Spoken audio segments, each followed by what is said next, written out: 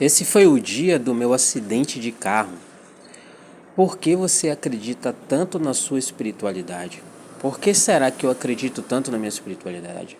Pois é, em 2011 eu sofri um acidente de carro, onde eu estava com mais três pessoas dentro do carro e eu era o motorista, estava vindo na Luiz Eduardo ali, sentido São Martins, para quem é de Salvador sabe. E próximo à entrada do túnel eu perdi o controle do carro e capotei o carro por diversas vezes. E ao parar, o carro capotado, todo destruído, como vocês podem ver aí na foto. Eu sendo motorista, acabei do lado do banco de trás, do lado do carona. E os outros ocupantes, só tinha uma pessoa dentro do carro, que era a ocupante que estava no local onde eu parei no banco de trás, que ela foi parar no banco da frente.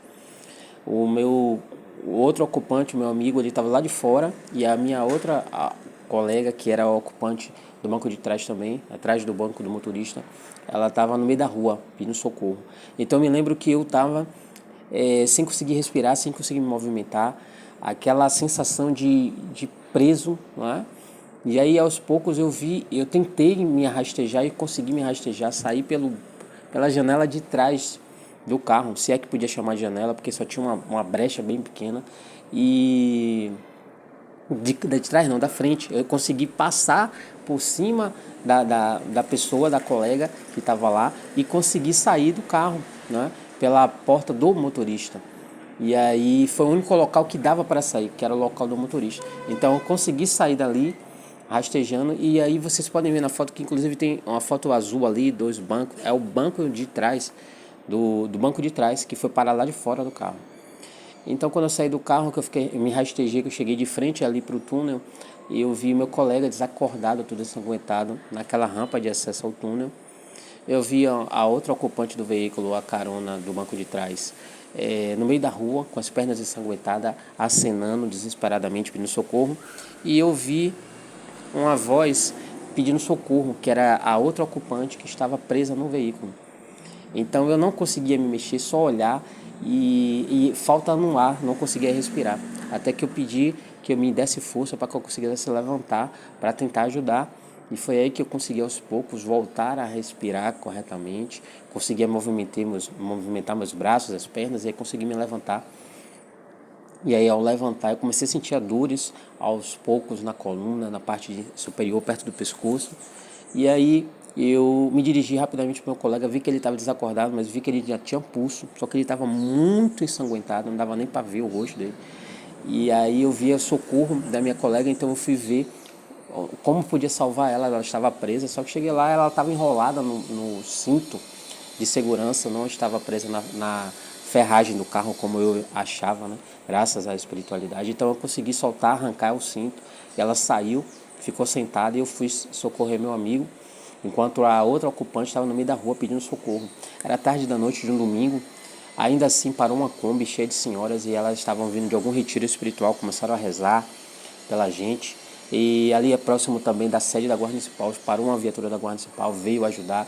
E aí, enquanto isso, eu comecei, não sei como, da onde eu tirei essa sabedoria, eu comecei a tirar o sangue que estava preso no nariz e na boca do meu amigo, porque eu via que ele estava tossindo, engasgando, então eu comecei a sugar, puxar com a mão, cavando com a mão, também sugando, limpando na camisa, tirei a camisa dele, tirei a minha camisa, comecei a tirar, puxar o sangue, até que chegou a Guarda Municipal e chegou a viatura da SAMU.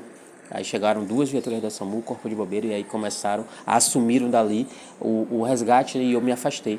E toda hora eu passando a mão no rosto, achando que eu estava suado, que eu tinha molhado com alguma coisa, que estava chovendo também. Mas na verdade era sangue, a minha cabeça estava partida e estava sangrando muito. Só que eu não estava sentindo nada, estava anestesiado. Eu só sentia esse impacto na coluna, na parte superior, e depois disso não estava sentindo mais nada. E aí a gente foi conduzido para o HGM, o colega que estava em estado mais grave foi logo conduzido, depois a outra ambulância veio, conduziu a outra colega, e aí depois ficou eu e mais uma, e a gente foi numa outra ambulância, e aí na ambulância ficam os dois passageiros, os dois pacientes, né, no lado de trás, amarrados, para não ter nenhum acidente, alguma coisa, e a enfermeira ou a médica, não sei dizer, e o motorista na frente. Só que aí eu vi que minha colega começou a vomitar. Ela estava passando mal, ela estava chorando muito e ela estava deitada, vomitando e se engasgando, eu não conseguia virar. Então eu comecei a gritar, bater na, na ambulância para que o motorista pudesse parar o veículo no meio da onde ele pudesse para poder vir socorrer, porque ela estava se engasgando e poderia morrer asfixiada com o próprio vômito, né? Enfim, aí chegamos na ambulância, no hospital, no HGE, todos foram para o HGE, vamos lá, fomos atendidos, passamos um período de observação lá, pois meu amigo saiu, todos saíram, cada um em um tempo, mas saíram do hospital. O veículo foi perda total, como vocês podem ver aí, eu consegui vender esse veículo para a sucata por R$ 500. E aí meu colega continuou internado, porque ele teve fraturas no rosto. Então ao sair, eu pedi ajuda, espiritualidade de todas as formas, para que ele saísse ileso. Não era só a vida, eu sei que já estava resguardado da vida, eu tinha certeza disso, mas eu queria que ele saísse ileso, sem nenhuma sequela, né? Por mais que tenha sido um acidente, mas ninguém quer passar por isso. E assim foi feito um trabalho com a pombagira da mãe Jussi, a pombagira Maria Padilha, e ela fez esse trabalho e graças a ela e a espiritualidade minha e das pessoas e do geral, ele saiu ileso, está bem, ficou todo mundo bem. E a perca foi o material, mas o que tem disso é o dedo da espiritualidade, né? O renascimento da espiritualidade. E fora isso, existem outros relatos. Eu, quando criança, também 7 anos de idade, por volta de 7 anos, escorreguei na casa de meus pais, onde a gente morava, o quarto era em cima. Escorreguei, capotei a escada toda, fui parar lá embaixo. No meio da escada eu me lembro que eu capotando e vendo minha mãe amamentando meu irmão, que era uma criança ainda, devia ter 6 anos, assim, ou 6 anos do que 6 meses, uma criança. E eu lembro ainda que eu via a televisão fazendo Faustão, e eu capotando na escada. Quando eu parei, eu não conseguia me levantar, fui levado às pressas para o hospital, não sei qual, não me lembro. E aí lá foi constatado que eu tive um rompimento no baço e que eu poderia morrer se esse rompimento ele se concretizasse totalmente, eu morreria na mesma hora, instantâneo. E aí precisaria fazer uma intervenção cirúrgica, mas essa intervenção cirúrgica era arriscadíssima, correndo o risco de eu morrer também. E aí foi quando meu pai falou, a gente não era ainda de Candomblé, meu pai frequentava uma casa ainda com uma biã, imagine, meu pai Abian ainda, minha mãe não sonhava, nem sonhava de Candomblé, nem eu, nem ninguém. Eu criança, 7 anos, ou menos eu acho que por volta de 7. Então aí, minha mãe foi nessa casa, meu pai ficou comigo no hospital, minha mãe foi nessa casa, isso foi relato de meu pai e minha mãe, porque eu não me lembro, claro. Eu me lembro de poucas coisas desse acidente, como eu falei da escada, eu me lembro, eu vendo na televisão. Me lembro também de eu lá amarrado dentro do hospital, mas não me lembro. Quando eu fui para o hospital, não me lembro mais de sentir dor nenhuma. Me lembro da dor na hora da queda, eu me lembro dessa dor. Então, minha mãe foi, consultou o oráculo Jogo de Búzios do Candomblé, este que salva vidas, e muitas eu sou prova disso. E o Jogo de Búzios do Candomblé falou, através de Exu, que não era para me operar. Se operasse esta criança, ela morreria. E hoje seria uma estatística, uma lembrança de 7 anos de vida somente. Então meu pai, com a sua fé inabalável, ele determinou que não operasse. Porém, era um risco muito grande não me operar. Então meu pai, segundo ele me contou, teve que assinar um documento autorizando que não operasse, e ainda assim o médico questionou e indagou o porquê. Meu pai explicou que através da religião dele, foi orientado por Exu e tudo mais, e aí o médico falou a ele que daria um prazo de algumas horas e iria fazer uma nova verificação após essas horas para ver se o edema, o que estava acontecendo comigo, o problema que estava acontecendo comigo no meu baço, ele não iria aumentar. Que se aumentasse, não tinha jeito, ou operava ou morria. Agora, sabendo que a operação tinha um grande risco de eu morrer. Então, esperaram essas horas, meu pai ao meu lado, meu tio, eu me lembro, meu tio Robson, minha mãe, e aí e eu estava amarrado, porque se eu me mexesse, é como se tivesse aquele fio que descapou, ficou só aquela pelezinha ali, que se romper a pessoa morre. Foi basicamente isso, assim que eu estava. Então eu não podia me mexer. Então eu estava amarrado na maca, porque eu era criança, lógico, e além disso tinha os adultos lá ao meu lado segurando para que eu não mexesse, não fizesse nenhum esforço, para que não rompesse. E aí passou as horas, eu me lembro que o médico fez uma nova avaliação e aí disse ao meu pai que, além de não ter aumentado, diminuiu completamente o problema que eu estava tendo lá. E aí o médico disse que foi realmente um milagre, que não sabia explicar e tudo mais. E aí passou-se o tempo e não operou. E aí eu tive que ficar internado por um bom período. E fiquei um ano sem fazer esforço físico, um ano sem andar de bicicleta, um ano sem jogar bola, sem correr, sem fazer nada que as crianças normais fazem. Então veja aí a foto da bicicleta. Esse dia aí foi o dia que eu fui liberado para andar de bicicleta novamente, depois de um ano. Então esse dia eu passei o dia inteiro andando de bicicleta. Parecia que eu sabia que eu tinha renascido mais uma vez, né? E claro que isso foi antes do acidente, eu contei na ordem contrária, porque eu não estou aqui preocupado na ordem na ordem na ordem. Pronto, esquece o cronológica. Agora foi cronológico. Não tô preocupado com isso. Eu estou querendo aqui esclarecer os fatos, mostrar a verdade que existe dentro de cada um, principalmente a minha verdade, né? Então, o acidente do carro foi quando eu já era adulto, né? Adulto, né? Já tinha 18 anos. Então, esse acidente foi quando eu era criança, esse da escada.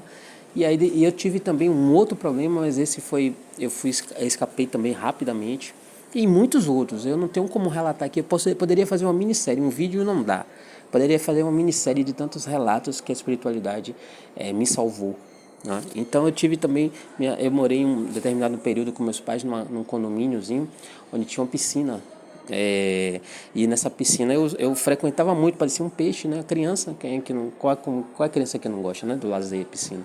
Então eu estava nessa piscina, me lembro também poucas coisas, mas relatos de meu pai. Esse exato momento eu não me lembro. Eu me lembro que eu ficava muito na piscina, me lembro também da boia que eu usava, mas o dia que isso aconteceu eu não me lembro. Eu só sei que eu estava na piscina, a parte funda, só que eu estava com uma boia, tinha uma boia poderosa, grande, só que essa boia rompeu. E ao redor da piscina ficava mesa, cadeira, meus pais, a família, todos olhando, claro, que nenhuma criança fica sozinha, apesar de estar com uma boia. Só que a boia rompeu e eu afundei imediatamente, na mesma hora. Não deu tempo nem de gritar.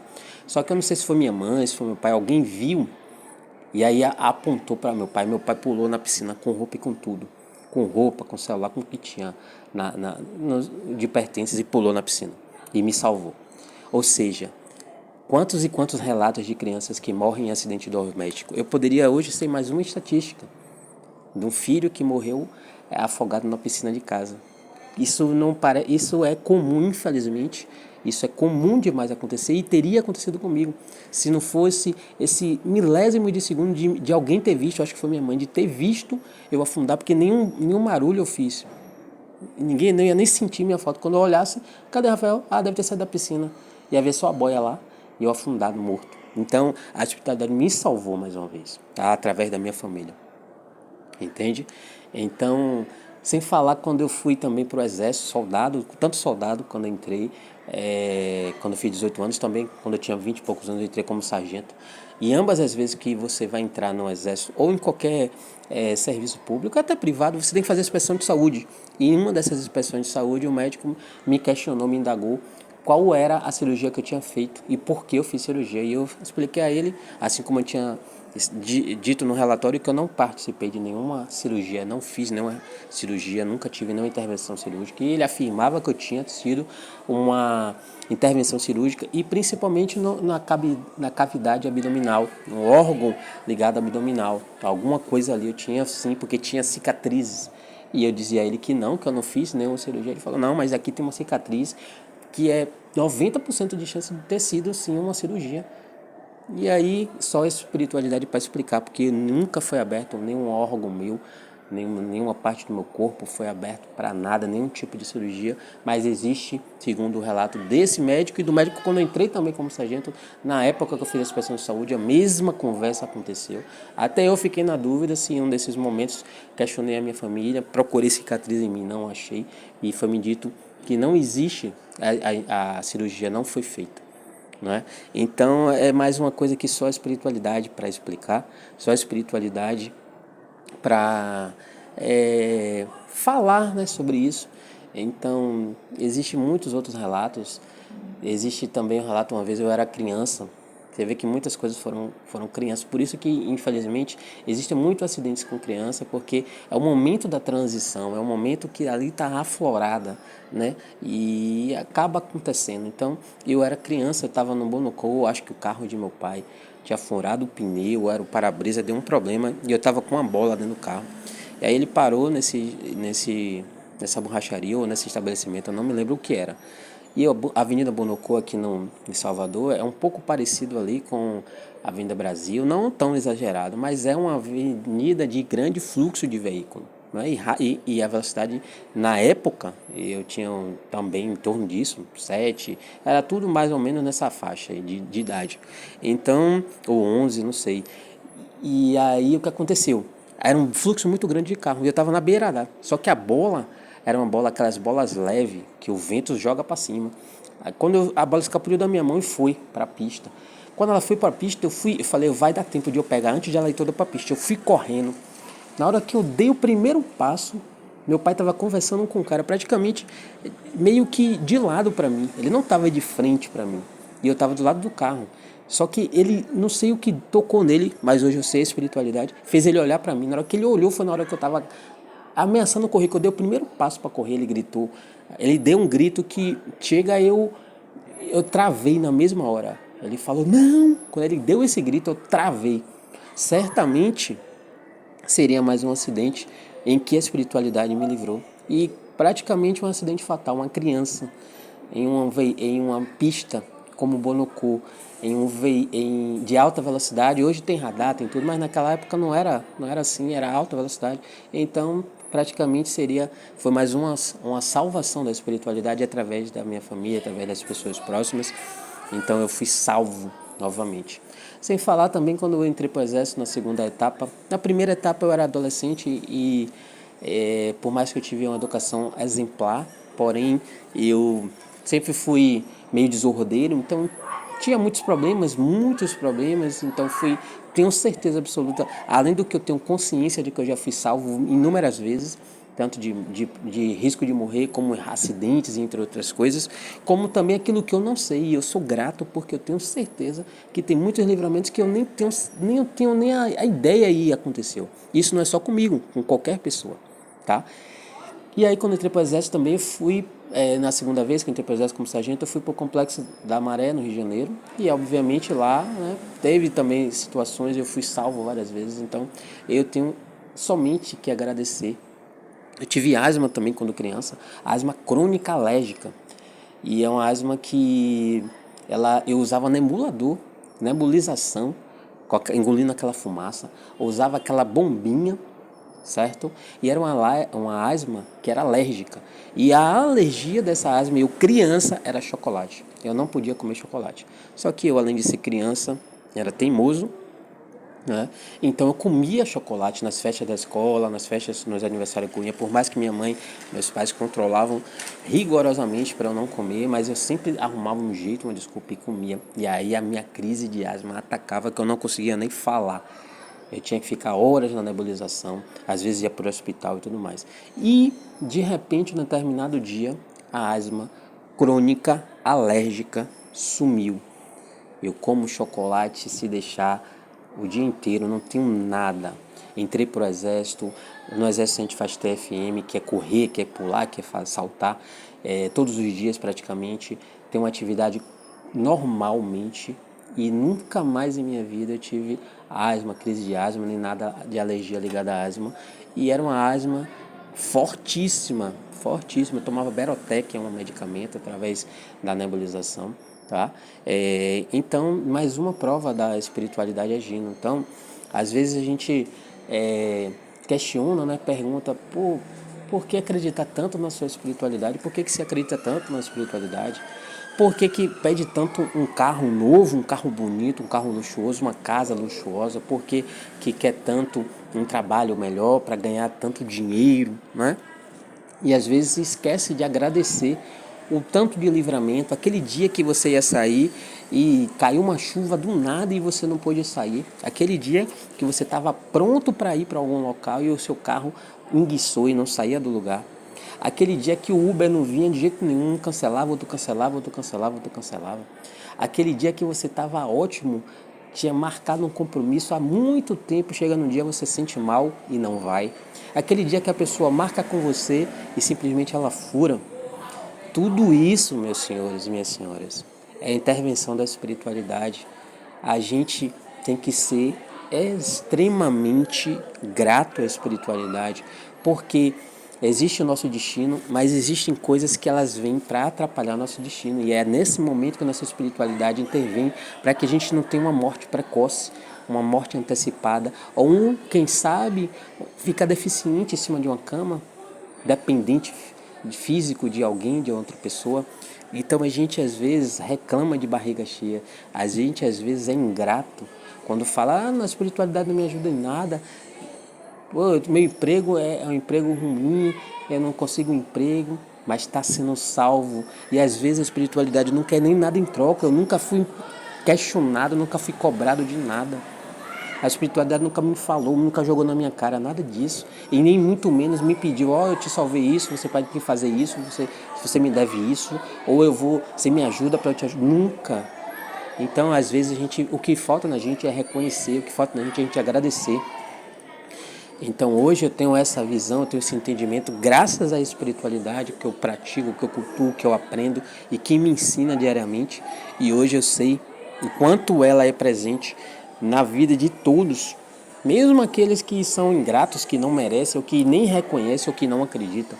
Porque ela não precisa da sua fé para ela existir, ela não precisa da sua crença, ela não precisa do seu ritual, da sua oferenda, ela simplesmente é. Ela não precisa parecer para ser, ela é. E isso basta para ela. Quem precisa somos nós. Quando a gente busca a espiritualidade, além de reconhecer, a gente está buscando aquilo que a gente precisa e necessita, e às vezes aquilo que a gente quer, que não é o que a gente necessita. E aí a gente vai buscar a espiritualidade e ela sempre está pronta a nos atender daquilo que a gente necessita e que é possível nas nossas vidas, né? Então às vezes a gente falta isso, a gente agradecer, reconhecer. É isso que às vezes as pessoas pecam na vida. Se cada um de vocês que estão ouvindo esse áudio, vendo esse vídeo, forem analisar quantas vezes na vida vocês já tiveram livramentos conscientes, fora os que você não sabe, assim como eu sei, mas eu tenho certeza que já aconteceu muitas outras coisas, eu tenho certeza que já aconteceu e já fui livrado. Então, vocês iriam agradecer muito mais do que reclamar, sabe? Porque enquanto a vida há esperança, se você está vivo hoje, você não realizou ainda seu trabalho que você tanto quer, seu carro que você tanto quer, a mulher, o homem que você tanto quer, a casa que você tanto quer, mas você ainda está vivo, você ainda pode realizar. Mas imagine se você tivesse morrido, né? Precocemente, se eu tivesse morrido precocemente lá atrás, nenhum desses acidentes, a espiritualidade não tivesse intervido, hoje eu não poderia ter a possibilidade de ainda existir a chance de eu conquistar os meus ideais, os meus objetivos, porque eu estou vivo, graças à espiritualidade. Então, se eu sou vivo hoje, eu agradeço a espiritualidade. E se eu sou vivo hoje, eu posso ainda conquistar qualquer sonho, desde criança até o resto da minha vida. Enquanto a vida, a esperança. Então eu ainda sou capaz de conquistar o que eu quiser, o que eu necessito, buscar, realizar aquilo que eu quiser e que está no meu destino. Então isso que a gente tem que entender. A espiritualidade, ela vem para isso na nossa vida, tá?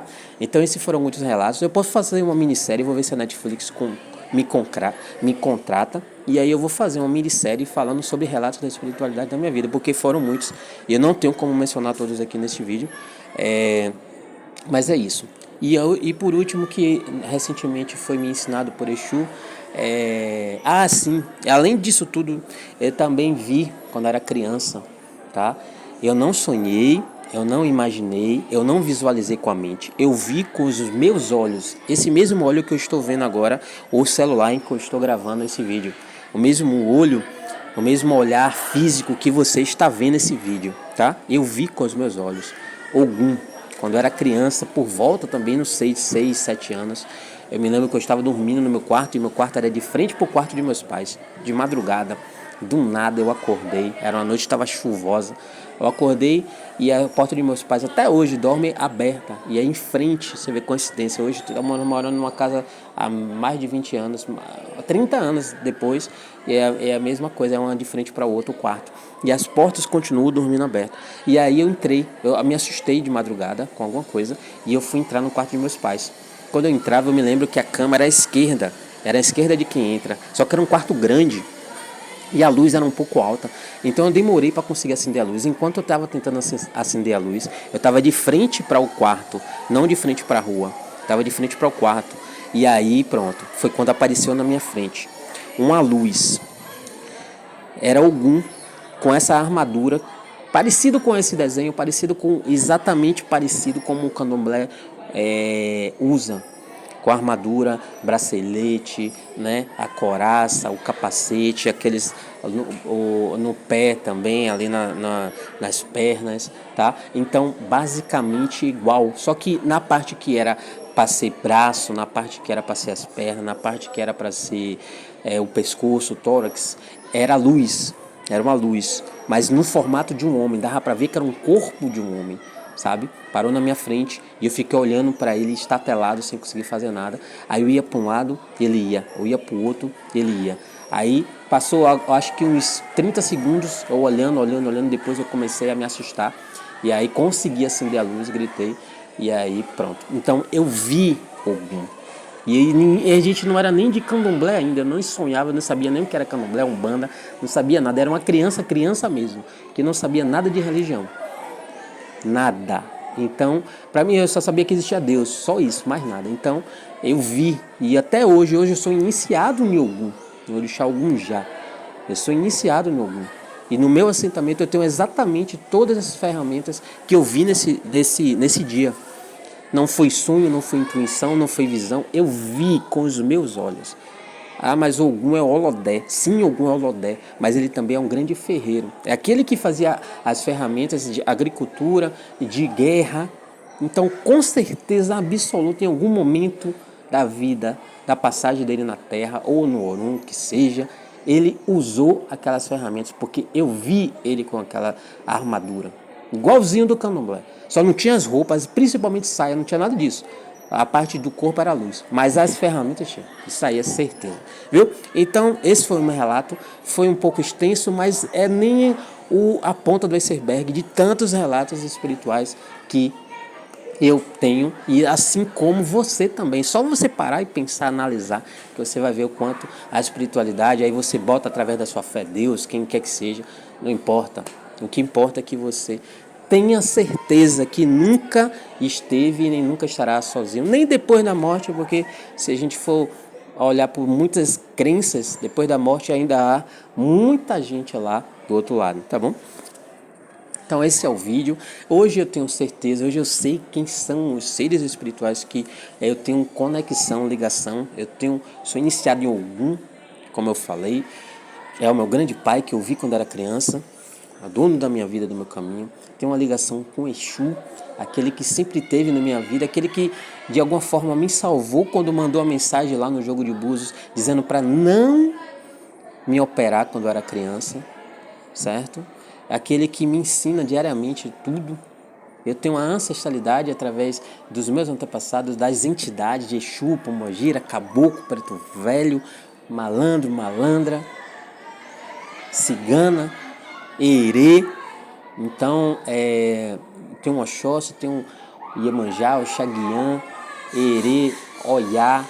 Ou seja, eu sei quem são as divindades, as ancestralidades, as entidades que acompanham, que têm ligação com a minha vida e que eu sou devoto. Assim como toda e qualquer espiritualidade, eu sou um eterno devoto, um eterno grato, porque se hoje eu ainda estou na terra, pisando nesse chão e com a chance, a esperança, a perspectiva, a oportunidade de realizar ainda qualquer coisa que eu ainda queira, pois eu ainda estou vivo, é graças à espiritualidade. Então, me dito há um dia atrás, por Exu, ele disse assim para mim: viva a sua verdade.